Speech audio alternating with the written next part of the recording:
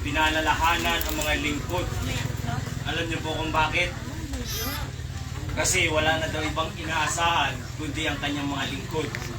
Pangalawa, pinalalahanan din po ang mga mananamba. Kasi ang mananamba, katuwang ng mga lingkod. Kaya nung panahon ni Apostol Pablo, sabi niya sa mga mananampalataya o sa mga mananamba, naidalangin din ninyo mga alagad. Kasi yung mga alagad, hindi natin na nasasabi na gumagawa na talaga ng matuwid sa harapan ng Diyos o sa ibabaw ng lupa. Kasi may mga pagkukulang. Kaya ang may-ari lang po na mayambag po ng mga mananamba o may tutulong sa prosado ng iglesyang ito ay ang ipanalangin. Kasi totoo silang po, ang mga tagapagsalita, maging ang mga kasangkapan, may mga laman din po na nagkakamali, nagkakasala. Kaya dumarating yung mga mahigpit na pagsubok. Pero sa ganun pang bagay, bagamat nangyari mga bagay na yon, isa lang po sana ang maging panindigan natin sa buhay natin. Ang manatili at maging matatag sa pananampalatayang ito. Kasi walang ibang makaliligtas sa pananampalatayang ito kung hindi siya magiging matatag. Anumang bagay na dumating sa atin, anumang bagay na haharapin natin, sana maging katulad tayo ni Apostol Pablo. Nasabi ni Apostol Pablo, hindi ko pa inaring inabot si Kristo, pero isang bagay ang gusto niyang gawin ay ang nililimot ang mga bagay na nasa likuran at tinutungo ang mga bagay na hinaharap. Alam niyo yung mga bagay na nasa likuran niya? Sa yung mga bagay na nagbibigay katitisuran sa mga pananampalataya na meron tayo. Yun ang mga bagay na dapat nating talikuran o dapat nating kalimutan at ibaon lahat. At isa lang ang dapat nating ipapalagay sa isa't isa. At isa lang ang bagay na gagawin natin, kundi yung magmahalan ng tunay na pagmamahal at walang kasiraan. Kasi ang may kasiraan, magdudulot din po ng katitisuran yan. Alam niyo yung sinasabi na yon, sa kabaliktaran na yon, ang sinasabi ng kasulatan, ang mga mapagpaimbabaw. Bawal dito ang magbibigay ng pagmamahal na pakunwari. Siya yung sinasabi kanina, na mga batian nalik pero may lapas na pangil. Ayaw na ayaw ng Diyos yun. Kasi tayo rin po mismo ang magtutulungan. Di ba kasabihan ng mga pamilya, sino ang magtutulungan sa magpapamilya? Ang magpapamilya rin. At bilang tayo isang kapamilya, tayo rin ang magtutulungan sa bawat isa. At alalahanin po natin na yung bilang isang babala sa atin ay dapat natin pakaingatan. Kasi alam nyo ano yung kinatatakot natin dito. At yung talagang dapat talaga nating isabuhay, isaisip, lagi nating alalahanin kung maaari, oras-oras, araw-araw na ang ating pastor ay hindi rin magtatagal. Kaya ang hinihintay niya na makita sa atin ayon sa sinabi ng Banal na Espiritu, kung maaari sana, bilin sa kanya, kalusin mo sila. Diba? Alam niyo yung salitang pagkalos? Pag sinabing kakalusin, talagang pupulbusin tayo. Patay tayo niyan. Yung mga bagay na pinagagawa natin, kung maaari, tigilan na po natin yan. Ang pagpipigil, ang pangunahin na dapat nating gawin. Kasi yun ang solusyon ang pagpipigil. Kung hindi tayo magpipigil, kailanman, hindi tayo magmamana ng kaharian ng Diyos. At hindi tayo pwedeng iharap sa anumang klaseng pakikipagdigma at anumang klaseng pakikipagbaka. Dahil kung mismo sa atin lamang na magkakapatiran at magkakasama sa pananampalatayang ito ay hindi natin nalagpasan ang mga bagay na nangyayari, sa labas pa kaya? Kaya tanong kanina sa mga mananampalataya, sa mga likod, napakaraming tanong. Sabi niya, kung kayo nga talaga ang pinili at kung kayo na talaga ang kinaroroonan ng Diyos at kung kayo ang napili at tinatawag na binigyan ng kapangyarihan, di sana hindi nangyari ang mga bagay na masasama maging sa loob ng pananampalataya o o sa labas ng pananampalataya. Eh minsan tanungin din natin sarili natin, pinili ba talaga tayo? Pinili ba tayo para sa ikaayos o pinili tayo para sa ikagugulo?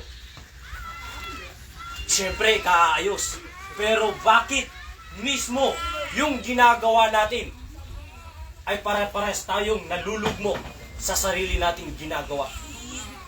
Kasi kung tutuusin lang, hindi naman natin pwede sisihin ng ibang tao. Bakit tayo nagkakaganito? Bakit ganyan ang mensahe? Hindi rin natin pwede sisihin ng Diyos kung bakit nangyari sa atin ito. Alam niyo kung sino ang dapat sisihin dito? Yung sarili natin. Kasi isa lang ay maraming bagay kung bakit tayo dapat sisihin. Unang-una, hindi tayo nakinig sa aral. Tama. Hindi natin inunawa ng mabuti.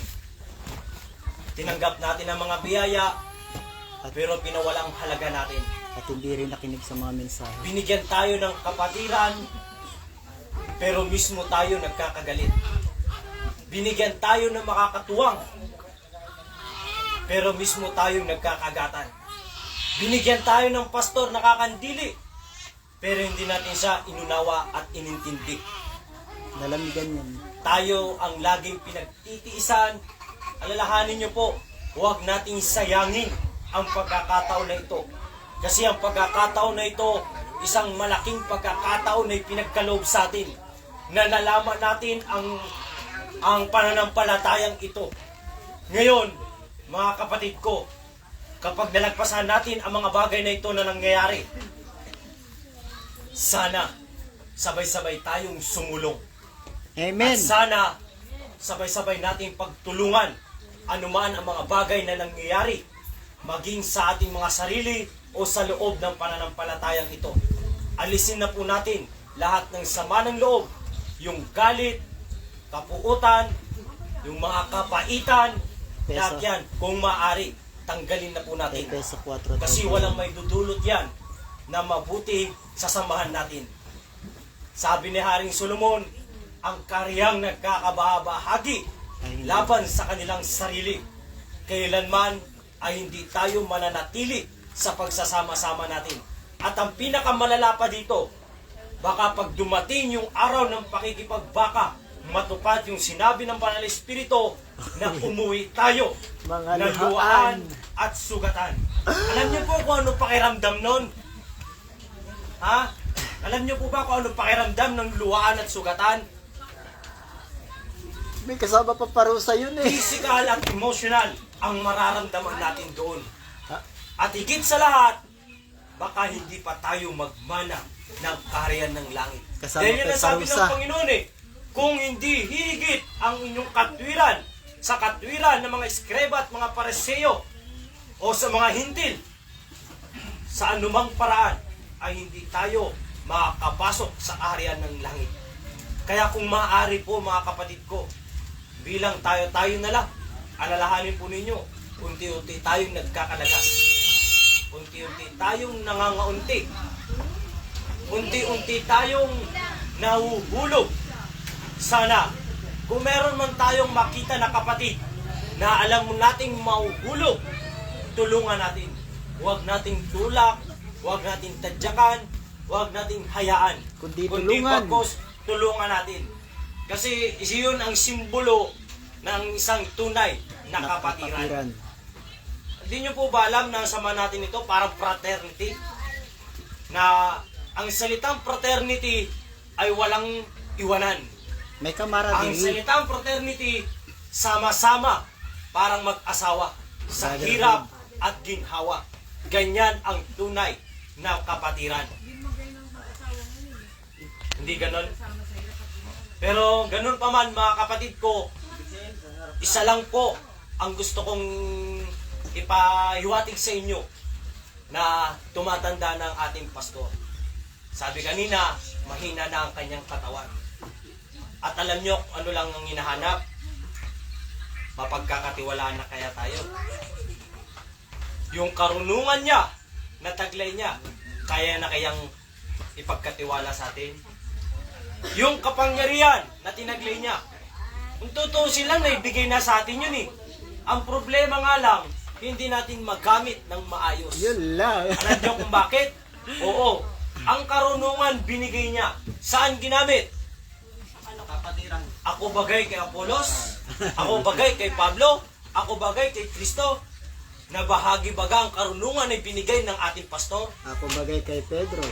Maging ang kapangyarihan. Alam nyo, bakit nagkabahagi ang mga kapangyarihan? Malakas daw tong isa. Malakas naman tong isa. Mas magaling tong isa. Mas magaling tong isa. Alam nyo, taas nga dito ang kamay. Sino magaling dito? Wala. Ang Panginoon lang ang magaling. Pagdating sa tanong, galing sumagot. Pero pagdating sa mga gawa na, lumilitaw. Ako na, bahala dyan. Kaya ko na yan. Alam nyo mga kapatid, dapat hindi ganun ang maging estilo natin sa pananampalatayang to o mga galawan. Kasi alam nyo, sabi nga na natandaan ko ng ating kapatid na taga La Corte Celestial, itataas ka ng Diyos ng napakataas. Hanggang sabutin mo yung napakataas. Maniwala ka, pag nayamot sa'yo ang Diyos, Sabay bagsak. pag binagsak ka, ano kaya itsura mo? Sobrang lagapak. Isipin mo lang, malaglag ka ng Wasak, second wasak. floor. Material lang yun ha. Pero sa spiritual, kapag tinanggal lahat ang meron ka na nasa iyo, maging ang buhay mo, pag yan ay tinanggal, patay. Kapatid, sabi ng kasulatan, ang Espiritu ng Diyos ay hindi binibigay na may sukat. Paumanin po kapatid. Kasi kung tutuusin lang po, bilang tayo magkakapatid, sana walang ganun. Kasi yan, simbolo yan na ginagawa mo ngayon ay isang pagmamataas. Hindi po sa mga bagay na dapat